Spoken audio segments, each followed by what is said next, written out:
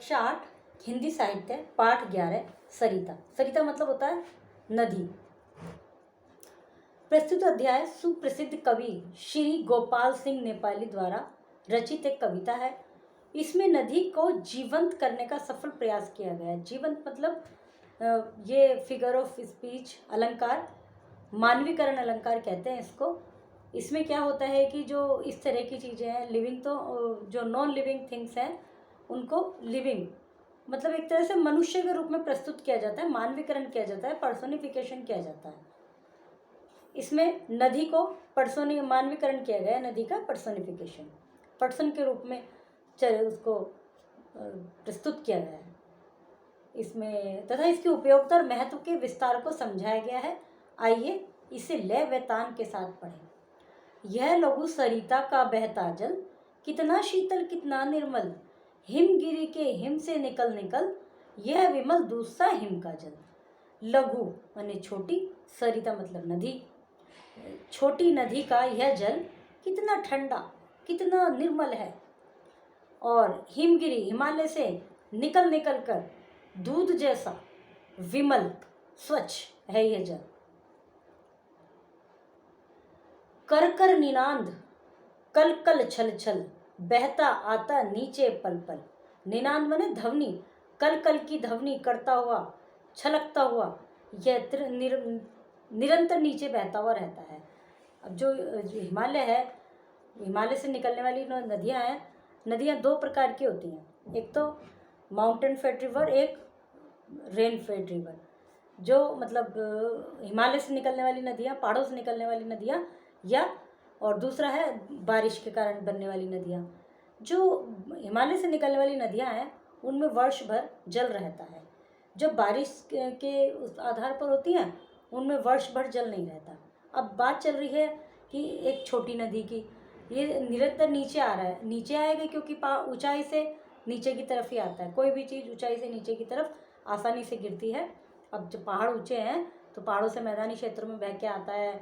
उधर यदि हम गंगा नदी की बात करें तो उत्तराखंड से वहाँ से निकलकर फिर उधर पहाड़ी क्षेत्र में होकर फिर मैदानी क्षेत्र में आती है। तो इस तरह से नदी का जो रास्ता है बहुत लंबा होता है।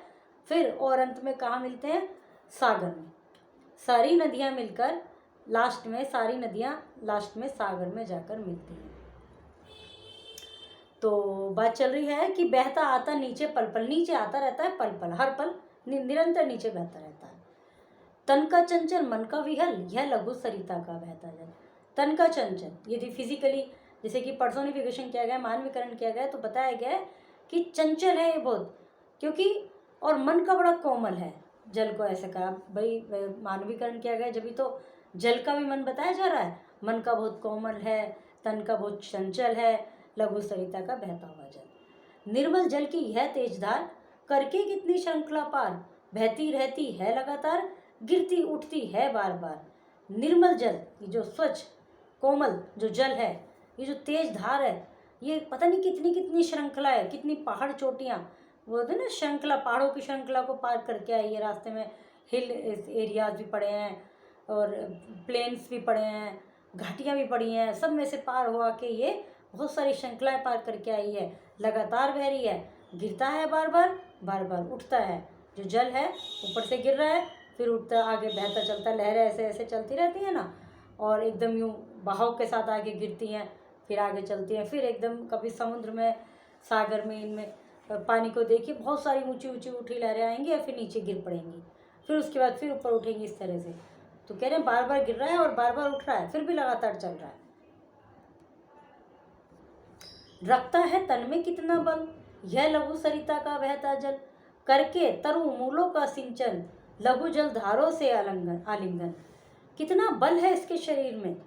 जो लघु सरिता का जल है इसमें बहुत बल है, बार बार गिर रहा है, बार बार उठ रहा है, इतनी श्रृंखला पार करके आया है, तब भी चला जा रहा है लगातार, थक नहीं रहा है वो। और रास्ते में क्या कर रहा है? तरु माने तिनका, मूल माने जड़, उनको सींच भी रहा है रास्ते में। जो भी इसके रास्ते में पेड़ पौधे आ रहे हैं, घास आ रही हैं, तिनके आ रहे हैं, सबको पानी मतलब शांत करता हुआ आ रहा है, सींचता हुआ आ रहा है। और छोटी छोटी जो जलधाराएं हैं उनसे भी आलिंगन कर रहा है, वो भी इसमें रास्ते में मिलती आ रही हैं। जो और कहीं से बह के आ रही है कोई जलधारा, वो भी इसमें मिक्स हो जाती है। जल कुंडों में करते नर्तन, करके अपना बहु परिवर्तन। बीच बीच में जल के कुंड आ रहे हैं, उसमें भी अपना रूप परिवर्तन करके। अभी क्या होता है कि जल जो होता है ये इसका कोई निश्चित आकार और द्रव्यमान नहीं होता, शेप एंड वॉल्यूम नहीं होती जल की, पानी की। तो जिस भी बर्तन में डाला जाता है उसी का रूप ले लेता है। अब ये अपना रूप परिवर्तन करके जल कुंड में भी जाके आ रहा है, उनमें भी नर्तन कर रहा है। आगे बढ़ता जलता जाता केवल यह लघु सरिता का बहता जल। इसका तात्पर्य, इसका उद्देश्य केवल आगे बढ़ना है। मिलता है जो इसको जब पथ पर, पथ रोके खड़ा कठिन पत्थर, आकुल आतुर दुख से कतार, सिर पटक पटक कर रो रो कर, करता है कितना कोलाहल यह लघु सरिता का जल। जब जब नदी बह के आ रही है, पानी बह के आ रहा है, रास्ते में इतनी बड़ी चट्टान है, तो वो इसका रास्ता रोकने के लिए खड़ा है, जो पत्थर खड़ा है, बड़ी चट्टान खड़ी है, तो उसमें क्या हो रहा है, आकुल हो जाता है, बड़ा आतुर हो जाता है, उसके ऊपर से उछल के कूदने के लिए बड़ा व्याकुल हो जाता है। ये चाहता है मैं किसी तरह से इसके ऊपर से कूद के चला जाऊं, इसको हटा दूं, लेकिन वो होता है ना, पानी लगातार किसी बड़ी चट्टान पर भी पड़ता है तो वो भी टूट जाती है। तो उस पर लगातार उसमें ऐसा फील होता है कि बहुत परेशान हो गया और अपना सर पटक पटक कर उस पर रो रहा है। ऐसे बार बार गिरेगा, ऐसे बार बार गिरेगा पानी उस चट्टान के रास्ते में।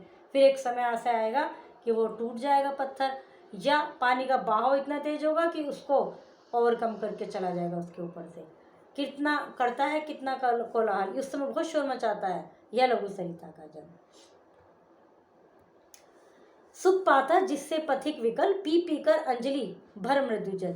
ये जो पानी है, जो रास्ते में पथिक जा रहा है, वो इसको अंजलि होती है, इसमें भरकर पी लेता है इस मृदु कोमल जल को, और उससे बड़ा जो विकल हो रहा है, जो पथिक रास्ते में चल रहा है, वो बहुत परेशान हो रहा है प्यास से, उसको इससे बड़ा सुकून मिलता है। नित्य चलकर भी कितना शीतल यह लघु सरिता का बहता जल। रोज चलता रहता है तब भी कितना शीतल है यह लघु सरिता का बहता जल। कितना कोमल, कितना वत्सल, जननी का वह अंत स्थल, जिसका वह शीतल करुणा जल बहता रहता युग युग अविरल। कितना कोमल है, कितनी ममता है इसमें। जननी, जो मतलब माता कहा गया है यहाँ पे नदी को, माता का अंत स्थल, अंतर्मन कितना कोमल है, शीतल है, करुणा से भरा हुआ है यह जल, और युग युग तक अविरल बहता रहता है, निरंतर बहता रहता है। गंगा जमुना सरजू निर्मल यह लघु सरिता का बहता जल। गंगा, यमुना, सरयू ये नदियों के नाम है, निर्मला, ये सब इसमें, सब में लघु सरिता का बहता जल। ये जल सभी में एक ही जल है, मतलब सब नदियों के द्वारा होता हुआ बहता है।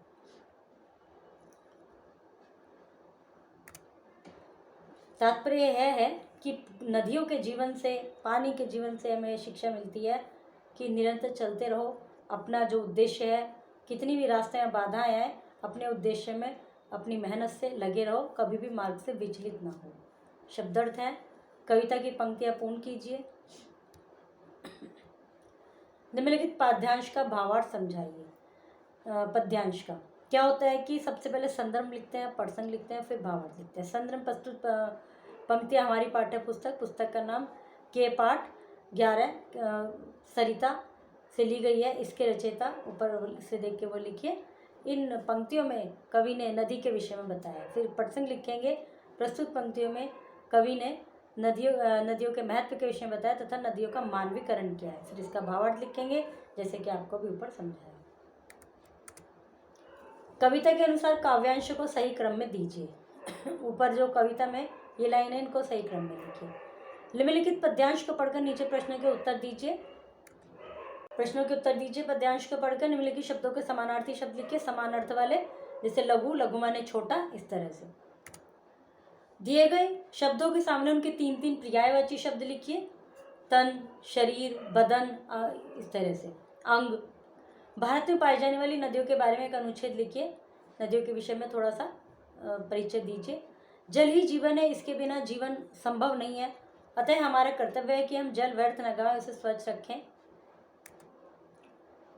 नदियाँ अपने आसपास के क्षेत्र को जीवन देती हैं, किंतु कभी कभी ये भयावह हो जाती हैं और एक बड़े विनाश का कारण बनती हैं। इस पर कक्षा में चर्चा कीजिए, निष्कर्ष को यहाँ लिखिए। नदियाँ वैसे तो हमारे लिए बहुत ज़्यादा महत्वपूर्ण है और जीवन ही हमें पानी से मिलता है। जो आसपास के क्षेत्र हैं उसमें सिंचाई वगैरह होती है, लेकिन कभी कभी प्रकृति का आपदा समझ लीजिए, जो भी है, किसी कारणवश नदियों का विकराल रूप हो जाता है, तो जिससे बहुत नुकसान होता है। पर्वत से गिरा हुआ जल का एक प्राकृतिक चित्र बनाइए, उसमें रंग भरिए, ऊपर पहाड़ बना के, जैसे कि पोएम के शुरू में बना हुआ है कविता के। जल की एक एक बूंद से संजोइए शीर्षक पर पोस्टर बनाइए। पानी बचाने से तात्पर्य है, इस पर एक पोस्टर बनाइए। पाठ समाप्त हुआ।